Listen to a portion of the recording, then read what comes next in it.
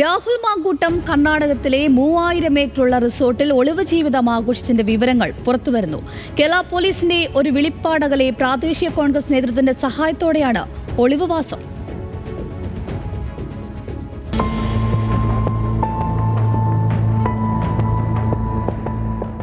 ആരാണ് രാഹുൽ മാങ്കൂട്ടം എന്ന ചോദ്യത്തിന് ഒറ്റവാക്കിൽ ഒരു ഉത്തരമേയുള്ളൂ.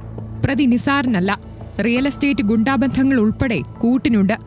കൈസഹായത്തിന് കർണാടകത്തിലെ യൂത്ത് കോൺഗ്രസ് നേതാവ് തന്നെയുണ്ട്. സുകുമാരക്കുറുപ്പിനു പിന്നാലെ കേരളത്തിനകത്തും പുറത്തും ഇതാദ്യമായിരിക്കും കേരള പോലീസ് ഒരു പ്രതിക്ക് വേണ്ടി ഇത്രയും വിയർത്ത് തെരച്ചിൽ നടത്തുന്നത്. അതും ഒരു MLAയ്ക്ക് വേണ്ടി. വിവിധ സംഘങ്ങളെയാണ് തെരച്ചിലിനായി നിയോഗിച്ചിട്ടുള്ളത്. ഓരോ ദിവസവും അന്വേഷണ പുരോഗതി അറിയിക്കാൻ മേലുദ്യോഗസ്ഥൻ വിളിക്കുമ്പോൾ അന്വേഷിച്ചിറങ്ങിയ ഉദ്യോഗസ്ഥർ കുഴയുകയാണ്. കാരണം കേരള പോലീസിനേക്കാൾ ശക്തനാണ് കർണാടകത്തിൽ രാഹുലെന്ന് അവർക്ക് ബോധ്യമായി കാണും. രാഹുൽ സഞ്ചരിച്ച വഴി തേടിയിറങ്ങിയ അന്വേഷണ സംഘത്തിന് ലഭിക്കുന്നത് ഞെട്ടിപ്പിക്കുന്ന വിവരങ്ങളാണ്. കോൺഗ്രസ് നേതാവിന്റെ കൈസഹായത്തിൽ എല്ലാ സൗകര്യങ്ങളോടും കൂടി വിന്റർ വെക്കേഷന് സമാനമായ ഒളിവ് ജീവിതം നയിക്കുകയാണ് രാഹുൽ.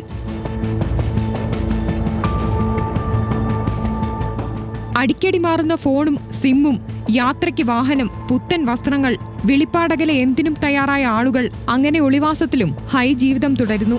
ഇത് പോലീസിനും അറിയാം. പക്ഷേ പ്രാദേശിക പിന്തുണ ഉണ്ടെന്നതിനാൽ അവിടെ നിന്ന് രാഹുലിനെ പിടികൂടുക അത്ര നിസാരമല്ല.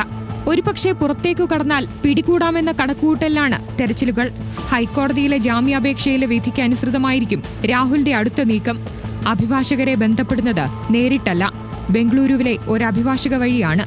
രാഹുലിന്റെ മൊബൈൽ ഫോൺ ഇപ്പോഴും രാഹുലിന്റെ പക്കൽ തന്നെയാണോ ഉള്ളത്, അതോ മറ്റെവിടെയെങ്കിലുമാണോ? ഇക്കാര്യത്തിലൊന്നും പോലീസിനൊരു ഉറപ്പുമില്ല.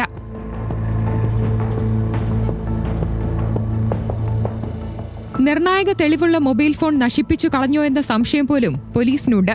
ബലാത്സംഗം മൊബൈലിൽ ചിത്രീകരിച്ചുവെന്നാണ് അതിജീവിതയുടെ മൊഴി. അതിനാൽ ആ ഫോൺ കണ്ടെത്തുക എന്നത് പ്രധാനമാണ്. ഇനി പുതിയ സിമ്മും ഫോണും എടുത്തിട്ടുണ്ടെങ്കിൽ അടുത്ത ബന്ധുക്കളെയോ സഹായികളെയോ ബന്ധപ്പെട്ടേക്കാമെന്ന നിഗമനത്തിൽ അടുപ്പക്കാരിൽ ചിലരുടെ ഫോൺ കോളുകൾ പോലും പോലീസ് രഹസ്യമായി പരിശോധിക്കുന്നുണ്ട്.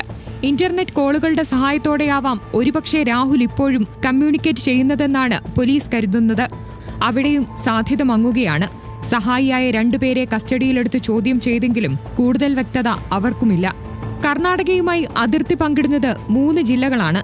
ഇതിൽ കാസർഗോഡ് 2 ചെക്ക് പോസ്റ്റുകളും കണ്ണൂരിൽ 1, വയനാട്ടിൽ 4 ചെക്ക് പോസ്റ്റുകളും. ഇതുവഴി കടന്നുപോകുന്ന വാഹനങ്ങളിൽ പരിശോധന നടത്തുന്നുണ്ട് പോലീസ് സംഘം.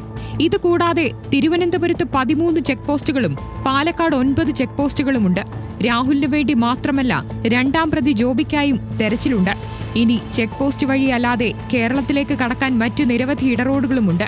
വലിയ വെല്ലുവിളി നിറഞ്ഞ തെരച്ചിലായതിനാൽ തന്നെ രാഹുൽ തേടിയതുപോലെ പ്രാദേശിക സഹായം പോലീസും തേടിയിട്ടുണ്ട്. ന്യൂസ് മലയാളം, തിരുവനന്തപുരം.